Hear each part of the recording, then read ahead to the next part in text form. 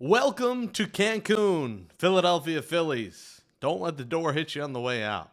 1 week after the Mets season ended, well, let's be honest, 10, 11 days after the Mets season ended, the Yankees and Phillies join the Mets in Cancun as their seasons both end in the AL and NLDS. And, you feel for Ryan Kerkering today. I mean, that is one of the most boneheaded decisions you could ever make. So the city of Philadelphia wants his head, but the reality is when you score one run against the Los Angeles Dodgers, the Avengers, you're not going to win. And it's not all on Kerkering, but man, how the hell did he not throw to first base? I mean, how in the world does Kerkering think the out was at home? There were two outs. And I get it. The play was in front of him. He panicked after he bobbled it. But he would have had him by a mile at first if he just made a semi-decent throw. And, you're not going to win scoring one run and the Phillies season ends. And, the bigger picture here as the Phillies join the Mets and Yankees in Cancun and the Cubs and Brewers go to a Game 5 and the Tigers and Mariners today go to a Game 5 is that the Phillies are going to have a big offseason.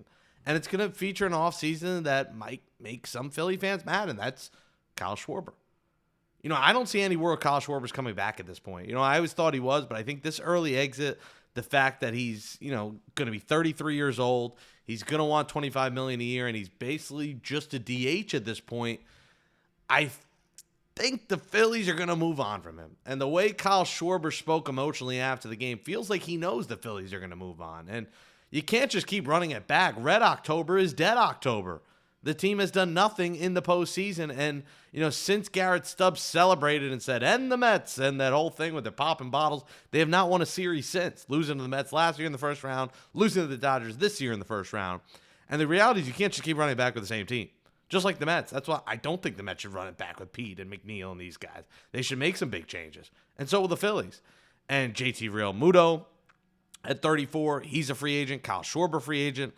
Ranger Suarez is the other big free agent. David Robertson, obviously, he'll be gone at 40 years old. Max Kepler, I'm sure he'll be gone. Jordan Romano, he'll be good as gone. Jose Alvarado's got a club option. He might be gone. Harrison Bader is a mutual option. I would think they try and keep Bader. He had a nice couple months there. But the reality is Realmuto, Schwarber, Suarez, they might have to move on from, and they'll try and trade. I'm sure Nick Castellanos remain a year in his contract for $20 million and have to eat some of that money. But they're going to have to make changes because this team has fallen asleep at the wheel when it comes to this lineup in October. And without Zach Wheeler, you knew they were in trouble this October. But hey, the starting pitching did the job. The pitching staff in general did a pretty good job this series.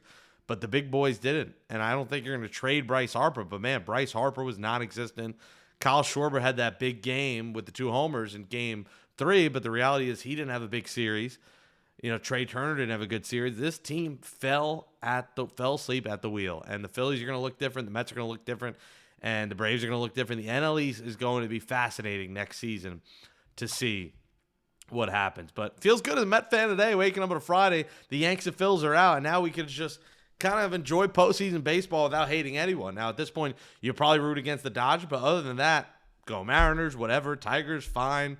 Blue Jays, fine. I think we would all say, hey, let's get Brewers, Mariners, so we get 2 teams that have never won before. So that's, I think, what we would root for. But otherwise, all is good and gravy now in Mets land. The hate watch is over. Phillies are out. Yankees are out. Hallelujah. One guy who, is hate speaking is Eric Chavez. And Eric Chavez has kind of gone off the deep end since he's been fired, speaking to almost every media outlet except SNY, who we'll get to that in a second, and the headline that he was very mad at. But Eric Chavez has kind of gone off the rails now since being fired, and now is like in a tell-all mode. And you have to wonder what's going through Chavez's mind. And some of the things he says has some merit to it, and some of it you're thinking to yourself, what in the hell is he saying? So let's get to all the comments. Let's get to his IG post. This is like TMZ stuff going on with Eric Chavez.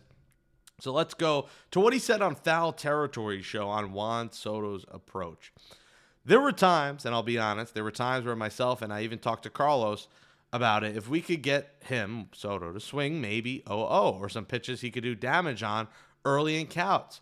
But Juan, he is a precision hitter. I wouldn't get him out of his comfort zone at all. So essentially he was saying he talked to Mendoza about it, but it seemingly never happened. And, you don't really want to change the approach of a guy that walks at historic levels and has a 400 on base percentage. So Chavez looked kind of like a fool there. And then This one I think could go either way. You could hate it or you could like it. He talked about maybe moving Juan Soto to lead off.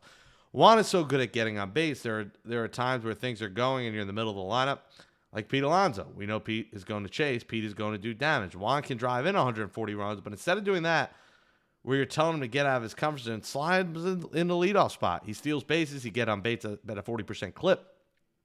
Don't have him get out of his comfort zone of what he likes to do, but you could be just as dynamic in the leadoff spot. If you look at Shohei Ohtani and what he's done without changing the player too much, just change where he hits in the batting lineup. So, I don't necessarily disagree. I mean, Soto in the leadoff would have been intriguing, but I don't think him swinging first pitches and him being leadoff would have helped the Mets much more at all.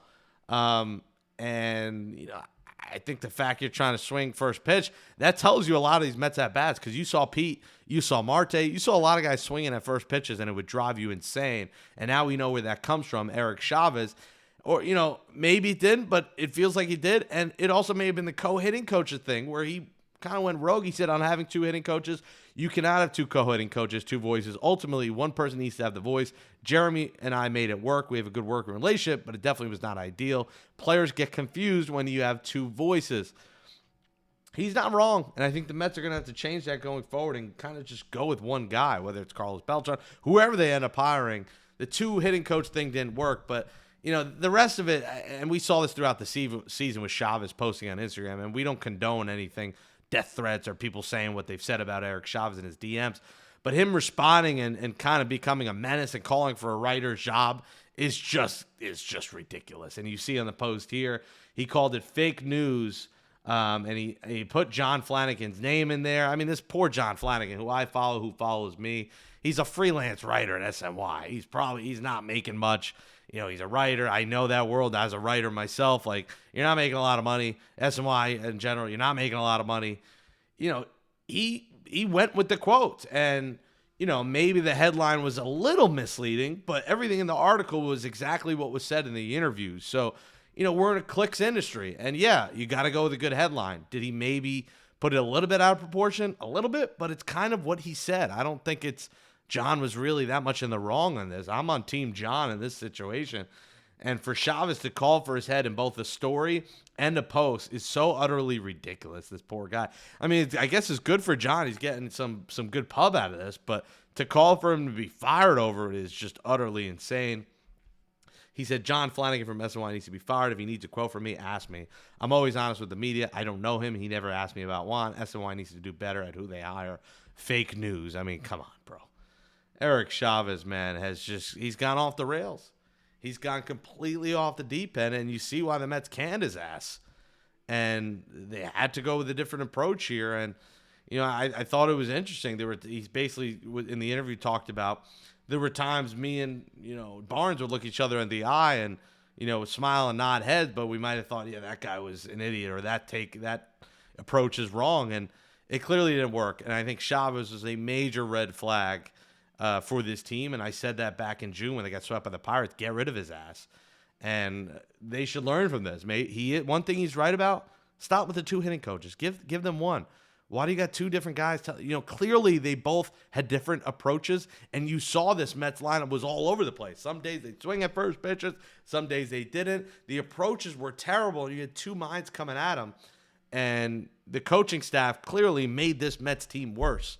There was a lot of talent who were wondering, why aren't they filling up to their expectations? And it's on the players first, but they were not being coached properly. So, and I think one anonymous source or a former coach said to Mike Puma about, if they're 10 and 20, 30 games in, he thinks Mendoza gets fired. And you're in that spot. I said that on the air. The Mets have the first 2 months. They're 10 games under. Mendoza's getting fired. He's a lame duck manager next year. So it's all just ugly in Mets coaching land, and we'll see where they end up going from here. Before we get to our comments, also some other news. First off, Juan Soto, Pete Alonso, Hank Aaron Award. Good for them. They're not going to get a Shohei Ohtani, obviously will. Also, Pete Alonso, Haley posted to her Instagram, Pete had the baby on September 21st, which was that horrible, the day after the really horrible, but still a horrible 3-2 loss to the Nationals. That was the last Mets home game of the year. That's when Pete and Haley had the baby. I don't know what time it was, if it was after that game that night. The Mets had an off day before going to Chicago on the Tuesday. But very interesting that Pete and his wife had the baby on the day of the last home game, and you never heard about it. Fascinating stuff. We'll see where they'll be raising that baby.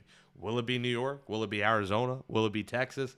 Will it be San Fran? Will it be Seattle? Where does Pete Alonso go? That's obviously something we'll be monitoring all offseason, but found that very intriguing. Also, happy 37th birthday, Starling Marte. You know, his Mets career is most likely over, but Marte posting a thirst trap IG video of him, I forget the car, Lamborghini or something, looking suave. The video of him just sitting on the car. So, I mean, the ultimate boss. The ladies love Papi Chulo, but Starling, obviously, probably going to be gone from the Mets. All right, folks, let's go to your comments. We've been doing it all week, reading your comments from the previous day's show. Again, make sure you subscribe. I'm Jake Brown, at Jake Brown Live. Smash that thumbs up, subscribe, and comment. All right, here's your comments from Thursday's Mets Daily Show on YouTube from Madeline Schmidt. She said, awesome. Appreciate Madeline. From Mets Daily Insider member Shakamoto said, Jake, man, you said it. This is sports. Doesn't have to be compared, but if we're comparing, we can. Compare to sports, mental health is more important. Family is more important. Our Yankee and Philly supporting friends are more important. Life is more important. Put another way, we are absolutely privileged to be here each day watching our teams. We're even more lucky to be here thinking and arguing and talking about them. And we are lucky to be here listening to your insightful coverage of our amazing Mets. Great show today. Thanks for the important reminders. Thank you, Shakamoto. And I was serious about that. You know, obviously it was a lighthearted jab about the therapy thing, but I do think we have to take mental health more important when people start ripping each other. Like me putting out playful videos about Cancun. It's playful. When you start attacking people and their mental health, it hits another level that's just completely unnecessary. And even me last night, you know, I'm surrounded by Phillies fans at the bar. And, of course, under the table, I'm pumping in my fist. I'm happy. But, you know, I'm with a girl who's a big Phillies fan, and you just sense the heartbreak in her face, everyone's face. In the end, you feel terrible for them. You feel terrible for Kirkring. It's a mental thing. The guy was basically crying after the game. The city, you know, the city wants his head.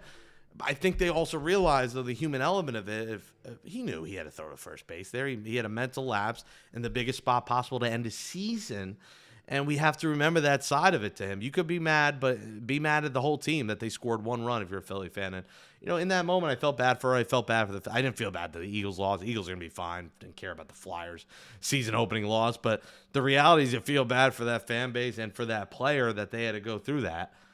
While you also pump your fist and realize, yes, Philly's out and they're in Cancun. But, again, people got to realize the mental side of it. Like, when they send death threats to these players, like, these are human beings, man. And, you know, a lot of people don't realize that. We're all human beings in the end. And I think that is an important note, and that's why I brought that up yesterday. So thank you, Shakamoto. From Edward White, 6460, Mets fan here. The Mets have terrific, very talented roster. They're impressive offense and defense. Yes, lots of moves to be made, but there is talent. From Arcade Perfect Reviews, Bellinger has serious injury off a celebration of dislocated his shoulder. That explains his down years. I'd give him 5 years. He's an elite center fielder and a good first baseman. He extends his lineup. And you can play center till Benj is ready. Then he can move to first, and Pete or whoever could DH. Yeah, listen, I'm not against Bellinger. I just think it is a bit of a risk, a 5-year deal, and one that I don't think Stearns takes. And, you know, you could talk about the injury, but, I mean, you're going to talk about an injury in multiple down years. I think that's a 1-year thing. But when you talk about 3, 4, 5 down years, that's a different story. So I'm a Bellinger fan. I just would be worry of how many. Because remember, you know, if the Mets move on from Pete and instead they give Bellinger 5 years, $125 million, I think I won't go nuts. But there are a lot of the fan base that's going to go insane and said, you're going to pay Bellinger but not pay Alonso. It could be ugly if they go that route. So we'll see what happens. And on that note, by the way, I forgot to mention it as well in the notes I was talking about. Cody Bellinger has opted out. He's officially opted out of that $25 million deal. So Bellinger is available now for the taking. He is a free agent. So he is a guy that we're going to talk about because he has entered free agency now. So that's very intriguing. We'll see where Bellinger ends up. From Steve Lon, 1012. I agree with you all about one thing. Saying seek therapy isn't making light of mental health. I also lost a friend to suicide, but that's not the intent of the saying. To me, when someone is constantly trolling and more obsessed with other teams than their own, could use some therapy. Like you said, it's just baseball. And that's fair, Steve. I think it is lighthearted, but I think people got to be careful when they talk about that stuff and who they talking about it with. I just don't think that was the time over a 15-second video. I think there's more important and different people you can direct that to, dancing and playing New York, New York over a 15-second video is not really the time. From Mike Steele, 3665. The problem was third base, the outfield, and the starting pitching. Yes, and those will all be addressed. Theo Isaac, 9948. Let's go Mets. Let's go Mets. John Allen, 6543. Forgot that the New York Rangers season started. Yes, the New York Rangers season did start. But listen, it's a couple hockey games out of 82.